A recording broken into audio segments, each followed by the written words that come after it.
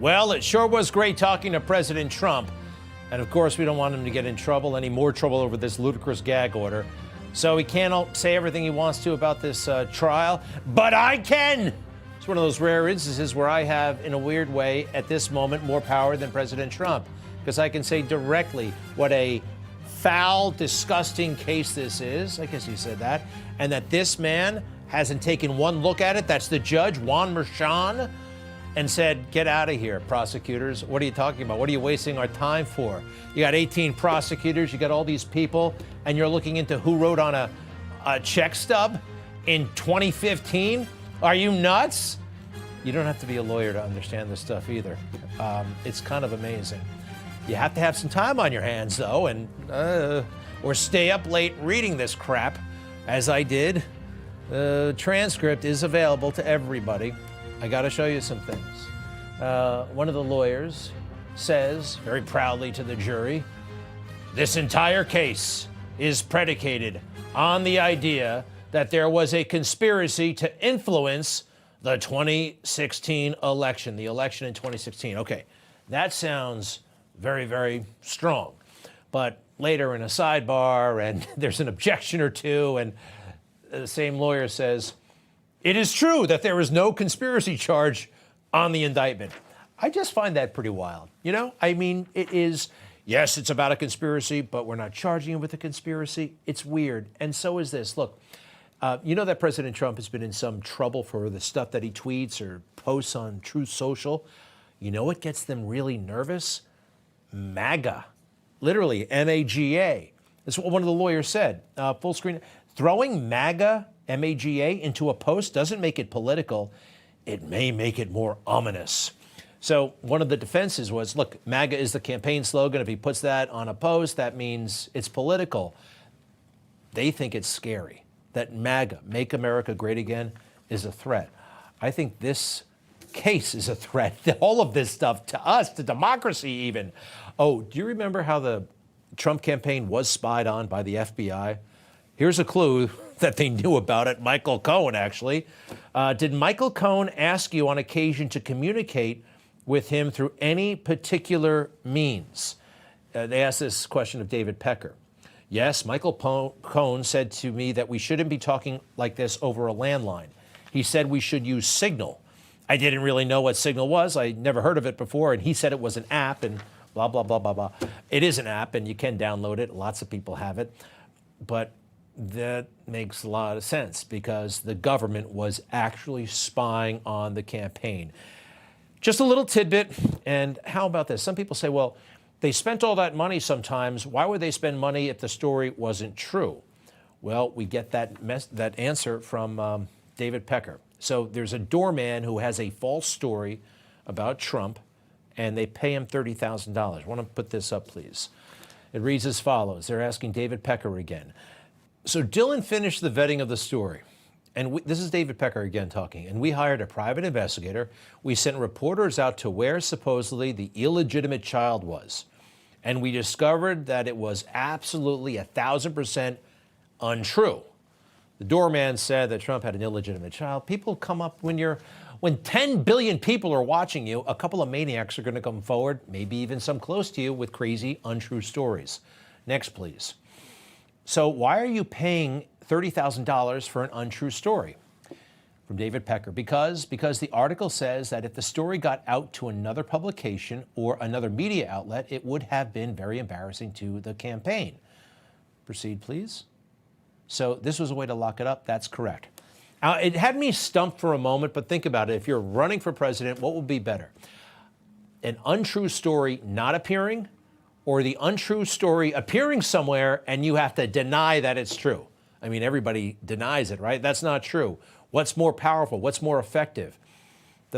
Making the story go away entirely. That kind of works. This all makes sense to me, actually, and I think it does to the jury. You don't have to be a lawyer. So there's David Pecker and Donald Trump, genuine friends. Now, Pecker, his name has been in the news for 6 years, and nothing ever struck me as remotely unusual or even humorous about his name.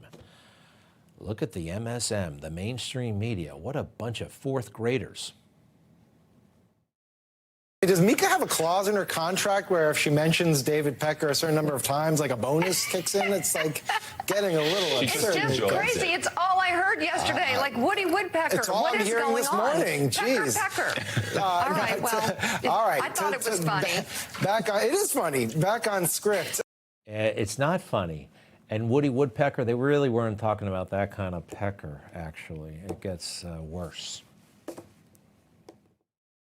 Comey's there and Pecker's there. The only time I remember Comey going is something that he runs out in his telling in his book and writes a contemporaneous memo. It's when he goes to tell Trump about the P-tape. So I know that isn't part of the substance of this trial, but it's fascinating that David Pecker is in his office. That is shocking to me. I'm curious what you think. Andrew, I would be curious what you think Is of that a coincidence, or is he just there so much? Leaving the pun aside about the P-tape and David Pecker being there. I said yesterday, Trump's making us all so dumb, yes, right? To like check our potty words, right? I'm sort of channeling my inner Rachel Maddow. So that guy who thinks it's funny about the P-tape and the Pecker, right? You know who that is? It's Andrew Weissman. He used to be the general counsel of the FBI. He was the deputy in the Mueller investigation, a total Trump hater. And look at what they're doing. These people are not smarter than anybody. Karen McDougall, her name came up.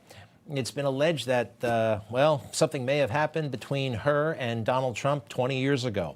Again, this is definitely in the so what category, also in the not to be believed category. I mean, who really knows? But this is the big moment. I thought it was about Stormy, right? No, nothing about Stormy. Listen to this.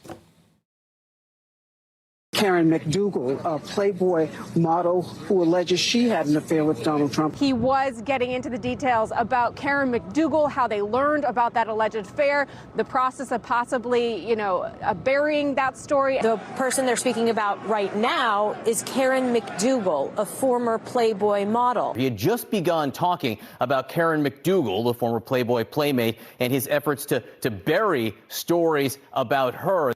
All right, Karen McDougall, got it. Can I see Karen McDougall one more time?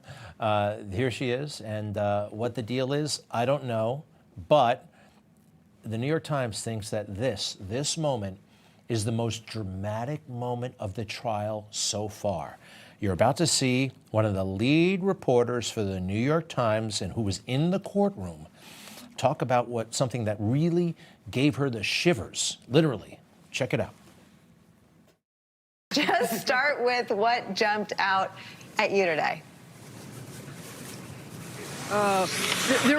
Nicole, there was so much, but I have to say, if there was one moment that it's going to be hard to forget, it happened right after lunch. David Pecker was testifying, still on direct under examination from the government, and he talks about a call he got from Donald Trump in 2017. It was probably in June, and Donald Trump invites him to dinner at the White House. And he says, I would really love if you and your wife could come. And David Pecker responds, well, let me check with my wife and I will get back to you. It turns out his wife did not want to come to Washington, so he phones Donald Trump back.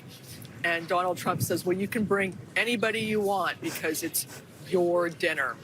And so David Pecker accepts the invitation to the White House for dinner. He goes down, he brings a number of associates, including Dylan Howard, the editor at the National Enquirer that we've now heard a lot about. And they have a dinner at the White House.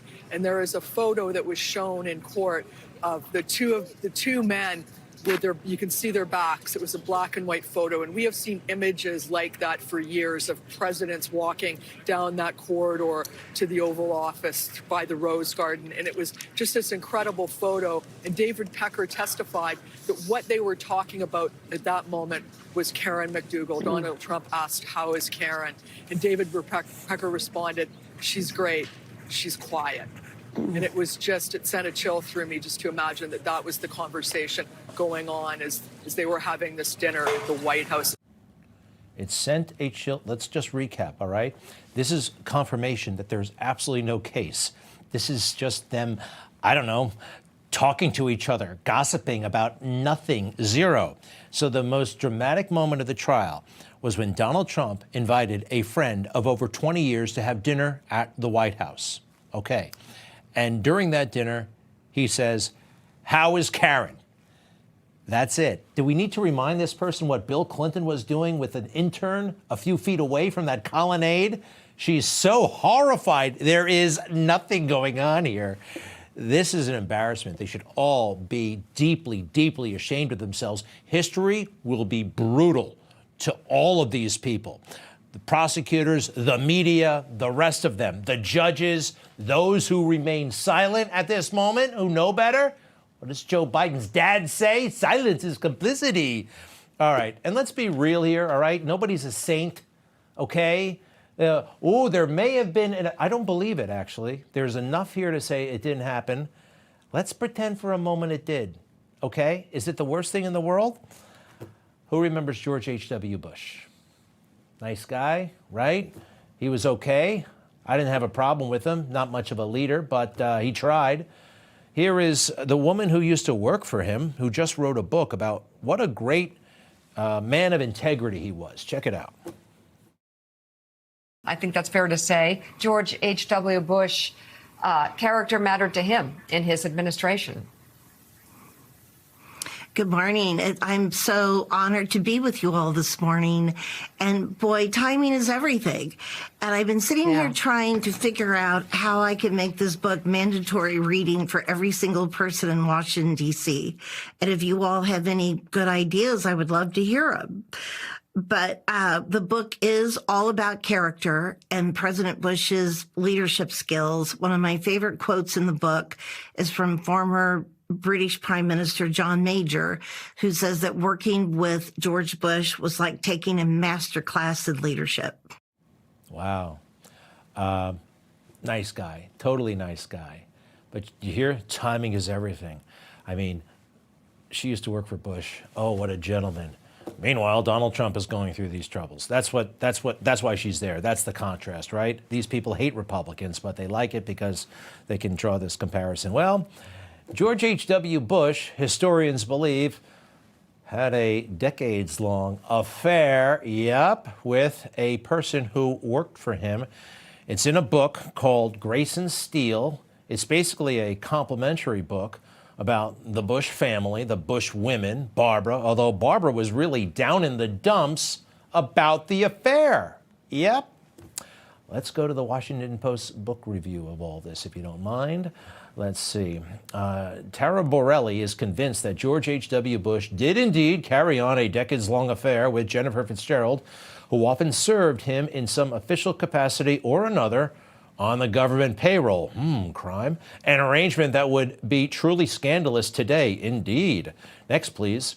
Bush even managed to invite Fitzgerald to George and Laura Bush's wedding reception. It's not clear if Barbara ever confronted her husband. It is clear that the affair diminished her sense of self-worth and contributed to her melancholy. Well, that's sad. I mean, it's unfortunate. Forgiveness is available to everybody. Things happen.